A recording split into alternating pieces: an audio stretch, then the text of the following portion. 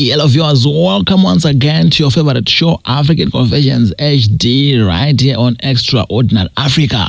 If you are still new to the channel, in this show we publish real lifetime people's confessions. Viewers, without wasting much of your time, let's go straight into today's confessions. In this video, we have two confessions, so stay tuned until the end of the video. Let's go straight into today's confession. How are you, uncle? I saw the last confession you posted. I've got a similar situation. My name is Chinebi Asante. I am 33. I would like to share my story with the world, uncle. Now I confirm God is really there. I was born and grew up in the streets of Pretoria. Both my parents are mentally ill. Started to have a permanent house at the age of 9. In the streets, we survived by begging, eating in the bins. We used to sleep in card boxes. Where wishers tried to take me to their homes, it was impossible. My mom does not want me to be far from here. She was mentally ill, but she has been always there for me. It was hard life, spending the whole day working, unnecessary working, just working. Sometimes when her illness was at peak, we could spend the whole day without eating, or we could walk at nights. If someone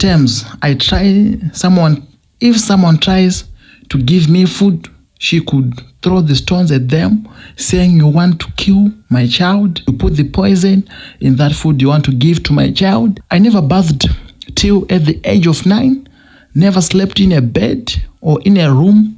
I spent 9 years living in the streets. As I became older and older, my reasoning capacity started to grow as well. I started to notice that my parents were different to other people. Started to run away from them, cleaning other people's cars and giving money for food. One day, I cleaned another lady's car. Inside that car, under the driver's seat, there was many bundles of money. I have never seen such amount of money since I was born. I stole one bundle. I wanted to buy drugs. By that time, I've been already into drug abusing. Uncle, the street is not a good place for a child to grow in. Situation forced me into this. The lady noticed that I stole her money. Once she arrived at home, came back with giants. They started hunting for me. I was already drunk. They beat me so heavily. I woke up at the hospital. That's where I met a nurse who took me to her home. I spent 4 days in the hospital. The nurse asked to know more about me. She felt pity for me and took me to her house. That's when I started to go to school. I was very bright at school, but the nurse died when I was in grade 11. She had no relatives. Luckily, since we started staying together, we used to go to her church together. She told her churchmates about my situation. They raised funds for me to finish my studies, trained as a nurse aide. Now I'm staying in United Kingdom. Truly, God is there. Whenever I think of my past, my tears start to fall. Last year, I visited my parents to see them in the streets. I spent 1 week, 2 days searching. I only managed to see one. I visited my pastor. He said my parents tried to use juju to get money. They broke the rules from the Sangoma and got punished. I am still seeking for help, ready to pay an amount. It's so hard to accept that they don't know. They don't know that I exist. Very sorry, my brother.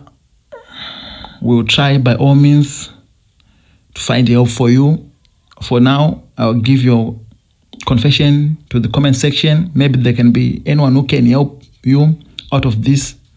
Very sorry, my brother. We will be also praying on your behalf. I also urge you to pray. There is a reason why God made it so. Just hope everything will be okay. Viewers, without wasting much of your time, let's go straight in our second confession for today. Hi admin, can you please post me anonymous? After I finished high school, I moved to Harare to stay with my sister. She was working at a Chinese firm. That's where she met this Chinese man. They started dating. They used to come together at our flat here in Waterfalls.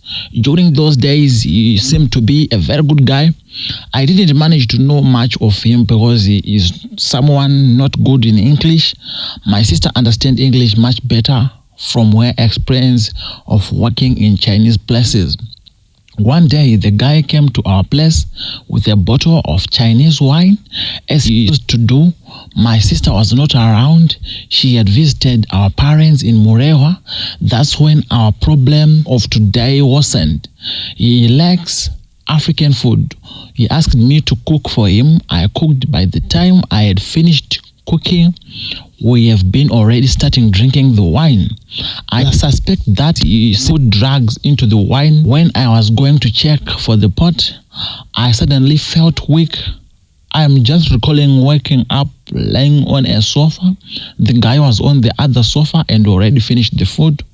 I never suspected of anything bad. He went back to his place. By that time, the Chinese had already impregnated my sister, but she had not told anyone of her pregnant. Told the guy when she returned from Murewa. The Chinese guy started rejecting the pregnant and flee out of the country. In 2 months' time, I started realizing that I was also pregnant. I suspect that the father of my pregnant was my boyfriend from Kuwadzana. He is the only one I know I have met. I told him about the pregnant. He accepted. We trusted each other so much. Since he is a pastor, my boyfriend suggested that we should get engaged in a good way. Started planning for the wedding day. 2 days before my wedding day, my sister gave birth to a Chinese African baby boy. We accepted the baby. We have already accepted the situation. The wedding day came. Everyone was very happy.